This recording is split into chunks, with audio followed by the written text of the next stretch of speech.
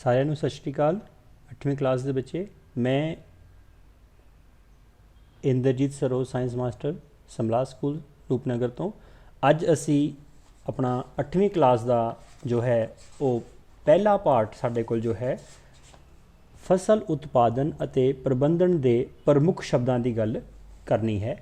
ਸੋ ਇਹਦੇ 'ਚ ਨਾਲ ਜਿਹੜਾ ਹੈ ਆਪਾਂ ਇੰਗਲਿਸ਼ ਅਤੇ ਨਾਲ ਪੰਜਾਬੀ ਮੀਡੀਅਮ ਦੇ ਜਿਹੜੇ ਵਰਡਸ ਹੈਗੇ ਨਾਲ ਆਪਾਂ ਡਿਸਕਸ ਕਰ ਲੈਂਦੇ ਹਾਂ।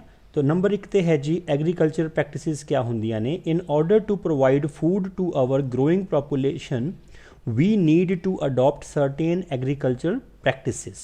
ਮਤਲਬ ਕਿਆ ਹੈ ਜੀ, ਖੇਤੀਬਾੜੀ ਪੱਧਤੀਆਂ ਤੇਜ਼ੀ ਨਾਲ ਵੱਧਦੀ ਹੋਈ ਆਬਾਦੀ ਦੀਆਂ ਭੋਜਨ ਸੰਬੰਧੀ ਲੋੜਾਂ ਦੀ ਪੂਰਤੀ ਲਈ ਕੁਝ ਨਵੀਆਂ ਖੇਤੀਬਾੜੀ ਪੱਧਤੀਆਂ ਨੂੰ ਅਪਣਾਉਣ ਦੀ ਜ਼ਰੂਰਤ ਜਾਂ ਲੋੜ ਹੈ।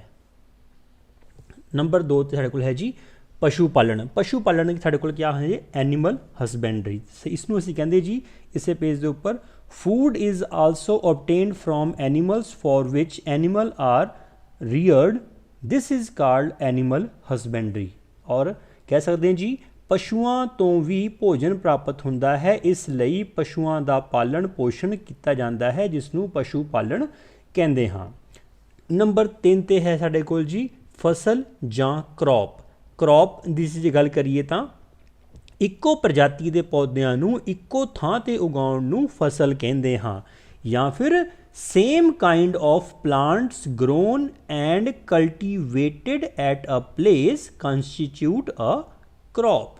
ਨੰਬਰ 4 ਸਾਡੇ ਕੋਲ ਆਉਂਦੀ ਹੈ ਜੀ ਉਸ ਤੋਂ ਬਾਅਦ ਰਸਾਇਣਿਕ ਖਾਦਾਂ ਕਿਆ ਹੁੰਦੀਆਂ ਨੇ, ਜਿਸ ਨੂੰ ਅਸੀਂ ਫਰਟੀਲਾਈਜ਼ਰਸ ਵੀ ਕਹਿ ਰਹੇ ਹਾਂ। ਤਾਂ ਇੱਥੇ ਜਿਵੇਂ ਦੱਸਿਆ ਵੀ ਹੈਗਾ, ਜਿਨ੍ਹਾਂ ਬੱਚਿਆਂ ਕੋਲ ਬੁੱਕਸ ਹੋਣ ਉਹ 6 ਨੰਬਰ ਪੇਜ ਜਿਹੜਾ ਹੈ ਉਹ ਪੰਜਾਬੀ ਦੇ ਵਿੱਚ ਜਿਹੜਾ ਹੈ ਉੱਥੇ ਜਾ ਸਕਦੇ ਨੇ। ਅਤੇ ਉੱਥੇ ਜੇ ਅਸੀਂ ਗੱਲ ਕਹੀਏ ਤਾਂ ਰਸਾਇਣਿਕ ਖਾਦਾਂ ਕਿਆ ਹੈਗੀਆਂ ਜੀ, ਰਸਾਇਣਿਕ ਖਾਦਾਂ ਕੁਝ ਰਸਾਇਣਿਕ ਪਦਾਰਥ ਹੁੰਦੇ ਹਨ ਜੋ ਕਿਸੇ ਖਾਸ ਪੋਸ਼ਕ ਤੱਤ ਨਾਲ ਭਰਪੂਰ ਹੁੰਦੇ ਹਨ।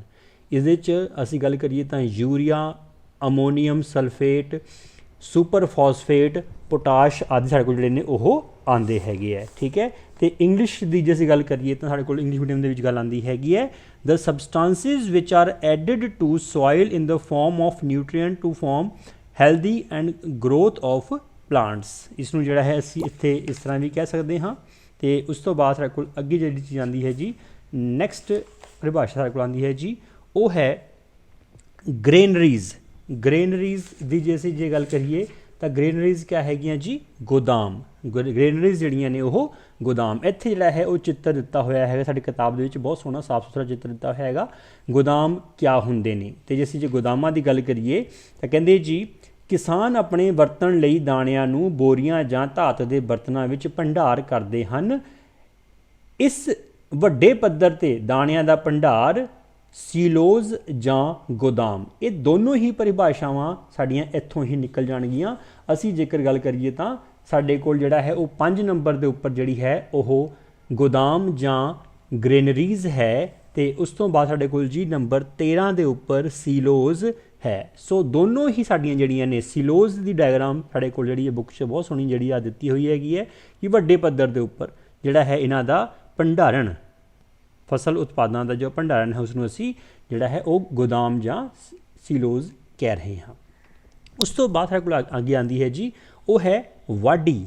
ਜਿਹੜੀ ਵਾਢੀ ਹੈ ਇਸੇ ਪੇਜ ਦੇ ਉੱਪਰ ਬੱਚੇ ਇਸਦੀ ਹੈ ਹੱਥਾਂ ਨਾਲ ਜਾਂ ਮਸ਼ੀਨਾਂ ਰਾਹੀਂ ਨਾਲ ਪੱਕੀ ਹੋਈ ਫਸਲ ਨੂੰ ਕੱਟਣ ਦੀ ਪ੍ਰਕਿਰਿਆ ਨੂੰ ਵਾਢੀ ਕਿਹਾ ਜਾਂਦਾ ਹੈ। ਜੇ ਅਸੀਂ ਇੰਗਲਿਸ਼ 'ਚ ਗੱਲ ਕਹੀਏ ਤਾਂ ਇੰਗਲਿਸ਼ ਮੀਡੀਅਮ ਵਾਲੇ ਬੱਚਿਆਂ ਵਾਸਤੇ separation of grains from the chaff is called threshing. ਠੀਕ ਹੈ ਜੀ ਗੱਲ।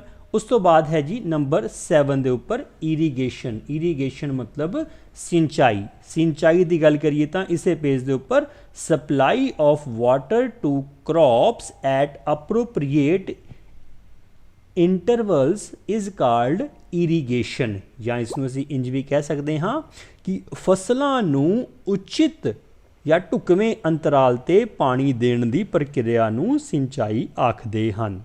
ਠੀਕ ਹੈ ਜੀ ਗੱਲ।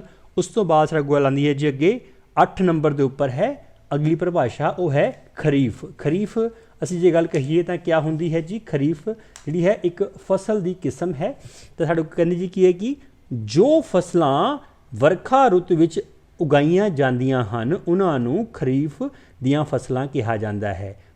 ਤੇ ਇਸ ਦੇ ਜਿਹੜੀ ਪਰਿਭਾਸ਼ਾ ਇੰਨੀ ਕਿ ਰਹਿ ਜਾਏਗੀ। ਇਸ ਦੀ ਉਦਾਹਰਣ ਜਿਹੜੀ ਹੈ ਚਾਵਲ, ਮੱਕੀ, ਸੋਇਆਬੀਨ, ਮੂੰਗਫਲੀ। ਇਹਦੇ ਚੋਂ ਅਸੀਂ ਜਿਹੜਾ ਹੈ ਆਪਣੇ ਇਲਾਕੇ ਦੇ ਵਿੱਚ ਜੇ ਗੱਲ ਕਰੀਏ ਤਾਂ ਅਸੀਂ ਮੱਕੀ ਦੀ ਫਸਲ ਜਿਹੜੀ ਹੈ ਉਹ ਆਪਾਂ ਬਰਸਾਤਾਂ ਵਾਲੇ ਸੀਜ਼ਨ ਦੇ ਵਿੱਚ ਅਸੀਂ ਲਗਾਉਂਦੇ ਹੈਗੇ ਹਾਂ। ਠੀਕ ਹੈ ਜੀ ਗੱਲ।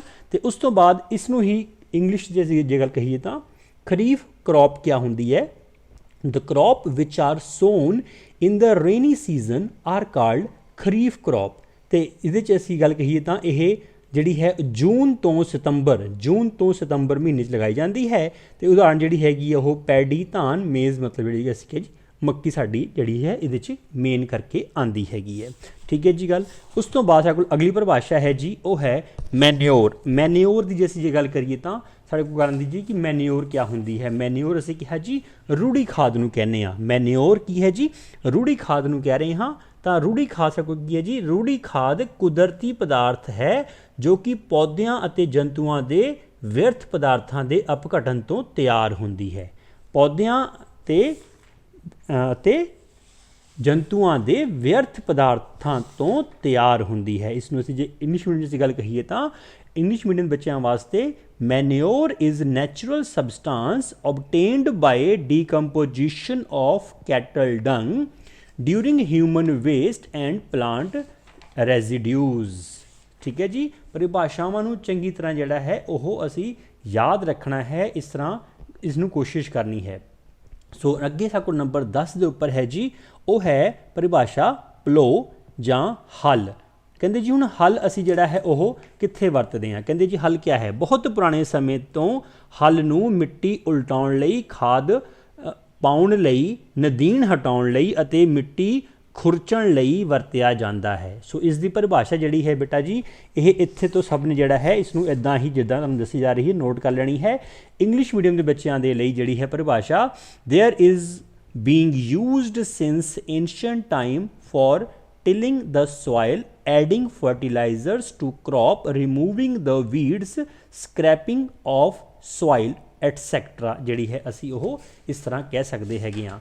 ਨੰਬਰ ਨੈਕਸਟ ਸਾਡੀ ਜਿਹੜੀ ਹੈ ਅਗਲੀ ਪਰਿਭਾਸ਼ਾ ਜਿਹੜੀ ਸਾਨੂੰ ਆਉਂਦੀ ਹੈਗੀ ਜੀ ਉਹ ਹੈ ਜੀ ਰਬੀ ਜਾਂ ਹਾੜੀ ਦੀ ਫਸਲ। ਕਹਿੰਦੇ ਜੀ ਰਬੀ ਜਾਂ ਹਾੜੀ ਤਾਂ ਰਬੀ ਕ੍ਰੌਪ ਸਾਨੂੰ ਕਹਿੰਦੀ ਜੀ ਕੀ ਹੈ ਕਿ the crop grown in the winter season are called rabi crop.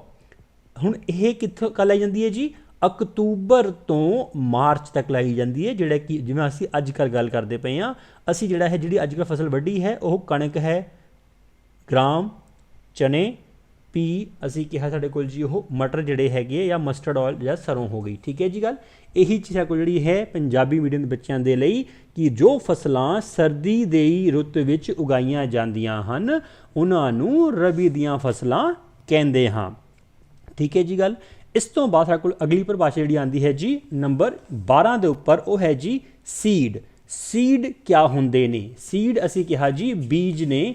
ਤੇ ਬੀਜ ਕੀ ਹੈਗੇ ਜੀ, ਕਹਿੰਦੇ ਜੀ ਬਿਜਾਈ ਫਸਲ ਉਤਪਾਦਨ ਦਾ ਇੱਕ ਮਹੱਤਵਪੂਰਨ ਹਿੱਸਾ। ਬੀਜਣ ਤੋਂ ਪਹਿਲਾਂ ਵਧੀਆ ਕਿਸਮ ਦੇ ਬੀਜਾਂ ਦੀ ਚੋਣ ਕੀਤੀ ਜਾਂਦੀ ਹੈ।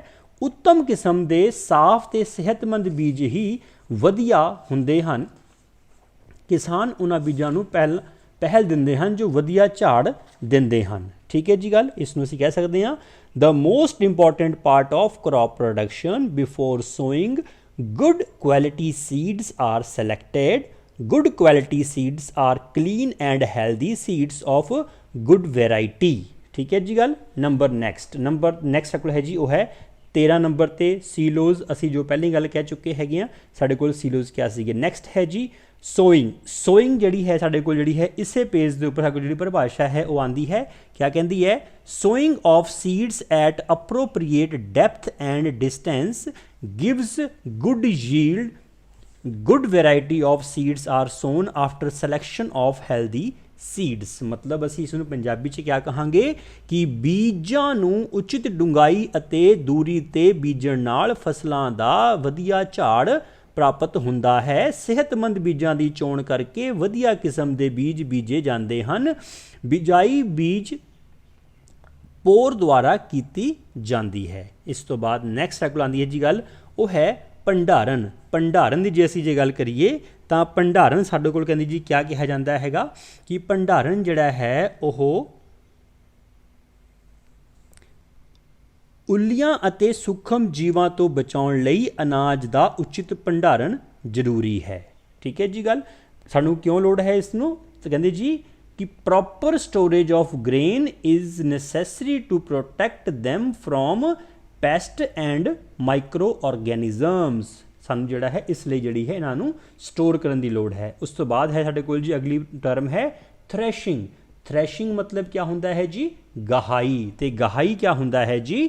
Separation of the grains from the chaff is called threshing. ਇਸ ਨੂੰ ਅਸੀਂ ਕਹਿ ਸਕਦੇ ਹਾਂ ਦਾਣਿਆਂ ਨੂੰ ਤੂੜੀ ਵਿੱਚੋਂ ਵੱਖ ਕਰਨ ਦੀ ਪ੍ਰਕਿਰਿਆ ਨੂੰ ਗਹਾਈ ਕਿਹਾ ਜਾਂਦਾ ਹੈ।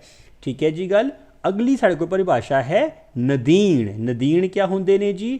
ਸਾਨੂੰ ਸਭ ਨੂੰ ਚੰਗੀ ਤਰ੍ਹਾਂ ਪਤਾ ਹੈ ਬੇਲੋੜੇ ਅਤੇ ਅਣਬੀਜੇ ਪੌਦਿਆਂ ਨੂੰ ਖੇਤ ਵਿੱਚੋਂ ਬਾਹਰ ਕੱਢਣ ਦੀ ਪ੍ਰਕਿਰਿਆ ਨੂੰ ਅਸੀਂ ਕਹਿੰਦੇ ਜੀ ਕੀ ਹੈ ਕਿ ਪੌਦਿਆਂ ਨੂੰ ਜੋ ਬੇਲੋੜੇ ਪੌਦੇ ਹੁੰਦੇ ਨੇ ਅਸੀਂ ਉਹਨਾਂ ਨੂੰ ਨਦੀਨ ਕਹਿ ਦਿੰਦੇ ਹਾਂ। ਠੀਕ ਹੈ ਜੀ ਗੱਲ। ਸੋ ਕਹਿ ਸਕਦੇ ਹਾਂ ਜੀ weeding involved unwanted and uncultivated plants called weeds. ਠੀਕ ਹੈ ਜੀ ਗੱਲ। ਉਸ ਤੋਂ ਬਾਅਦ ਅਗਲੀ ਪਰਿਭਾਸ਼ਾ ਹੈ ਜੀ ਵੀਡੀਸਾਈਡ ਕਿਆ ਹੁੰਦੇ ਨੇ? ਹੁਣ ਵੀਡੀਸਾਈਡ ਕਿ ਅਸੀਂ ਗੱਲ ਕਹੀਏ ਤਾਂ ਕਹਿੰਦੀ ਜੀ ਕੀ ਹੈ ਕਿ weeds are also controlled by using certain chemical called weedicide. So ਉਹਨਾਂ ਨੂੰ ਤੋਂ ਬਚਾਉਣ ਲਈ ਜੋ ਅਸੀਂ ਵਰਤਦੇ ਹਾਂ ਤਰੀਕਾ ਕਹਿੰਦੇ ਜੀ ਕੈਮੀਕਲ ਜੇ ਵਰਤੀ ਉਸ ਨੂੰ ਅਸੀਂ ਵੀਡੀਸਾਈਡ ਕਹਿ ਦਿੰਦੇ ਹਾਂ। ਸਾਡੇ ਕੋਲ ਜਿਹੜਾ ਹੈ ਬਹੁਤ ਮਸ਼ਹੂਰ ਹੈ 2,4-D। ਠੀਕ ਹੈ ਜੀ। ਇੱਕ ਸ਼ਾਰਟ ਫਾਰਮ ਲਿਖੀ ਹੋਈ ਹੈਗੀ ਹੈ। ਮਤਲਬ ਨਦੀਨਾਂ ਦੀ ਰੋਕਥਾਮ ਲਈ ਰਸਾਇਣਿਕ ਪਦਾਰਥਾਂ ਦੀ ਵਰਤੋਂ ਵੀ ਕੀਤੀ ਜਾਂਦੀ ਹੈ ਜਿਨ੍ਹਾਂ ਨੂੰ ਨਦੀਨ ਨਾਸ਼ਕ ਕਹਿੰਦੇ ਹਾਂ। ਇਸ ਦੀ ਉਦਾਹਰਣ 2.4D ਜਿਹੜਾ ਹੈ ਉਹ ਬੜੀ ਇੰਪੋਰਟੈਂਟ ਹੈ ਸਾਡੇ ਕੋਲ। ਉਸ ਤੋਂ ਬਾਅਦ ਲਾਸਟ ਵਨ ਹੈ ਜੀ ਛਟਾਈ। ਛਟਾਈ ਜਿਹੜੀ ਹੈਗੀ ਹੈ ਕਹਿੰਦੇ ਜੀ ਉਹ ਕਿਆ ਹੁੰਦੀ ਹੈ? ਕਹਿੰਦੇ ਜੀ ਘੱਟ ਜ਼ਮੀਨ ਵਾਲੇ ਕਿਸਾਨ ਦਾਣਿਆਂ ਦੀ ਤੂੜੀ ਵਿੱਚੋਂ ਵੱਖ ਕਰਨ ਲਈ ਛੱਟਣ ਵਿਧੀ ਜਿਹੜੀ ਹੈ ਉਹ ਵਰਤਦੇ ਹੈਗੇ ਆ। ਸੋ ਕਹਿੰਦੇ ਜੀ farmers with small holdings of land do the separation of grain and chaff by winnowing. So ਬੇਟਾ ਇਸ ਤਰ੍ਹਾਂ ਸਾਡੇ ਜਿਹੜੇ ਨੇ ਇਸ ਪਾਠ ਦੇ ਜਿਹੜੇ ਨੇ ਜਿੰਨੇ ਵੀ ਪ੍ਰਮੁੱਖ ਸ਼ਬਦ ਸੀਗੇ 19 ਅਸੀਂ ਜਿਹੜਾ ਹੈ ਤੁਹਾਨੂੰ ਉਹ ਸਭ ਕਰਵਾ ਦਿੱਤੇ ਹੈਗੇ ਆ। ਅਗਲੀ ਵਾਰ ਜਿਹੜਾ ਹੈ ਆਪਾਂ ਨੈਕਸਟ ਪੋਰਸ਼ਨ ਦੇ ਜਿਹੜਾ ਹੈ ਉਹ ਇਸ ਪਾਠ ਦੇ ਕੁਐਸਚਨ ਆਨਸਰ ਕਰਾਂਗੇ। ਠੀਕ ਹੈ ਜੀ। ਸਾਰਿਆਂ ਦਾ ਬਹੁਤ ਬਹੁਤ ਧੰਨਵਾਦ। ਮੈਂ ਤੁਹਾਡਾ ਆਪਣਾ ਸਾਇੰਸ ਮਾਸਟਰ ਇੰਦਰਜੀਤ ਸਰੋਜ ਸਰਕਾਰੀ ਸੀਨੀਅਰ ਸੈਕੰਡਰੀ ਸਕੂਲ ਸਮਲਾ ਰੂਪਨਗਰ ਤੋਂ। ਥੈਂਕ ਯੂ ਸਾਰਿਆਂ ਦਾ। ਸਤਿ ਸ਼੍ਰੀ ਅਕਾਲ।